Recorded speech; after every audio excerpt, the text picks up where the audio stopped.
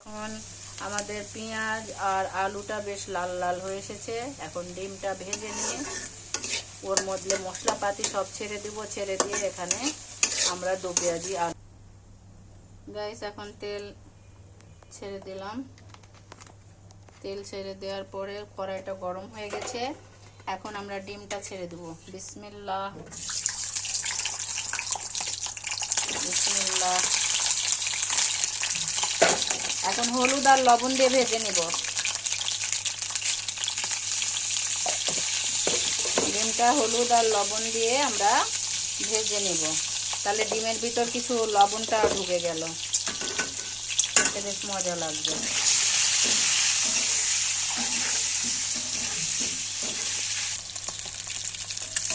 Guys আমাদের ভাজা এখন রেডি। এখন গাইস এখানে আদা বাটা মশলা বাটা এখানে একসঙ্গে দিয়ে দিলাম।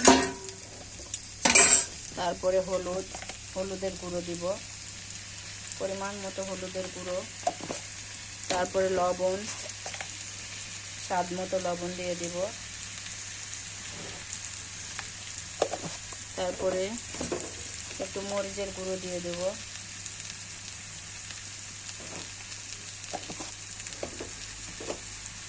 দিয়ে একসঙ্গে মিক্স করব। মিক্স করার পরে এখানে একটু পানি দিয়ে দেব, সামান্য পানি দিয়ে। গাইস এখন ডিমটা এখানে ছেড়ে দিব। 5 জনের 5টা ডিম এখানে ছেড়ে দিলাম।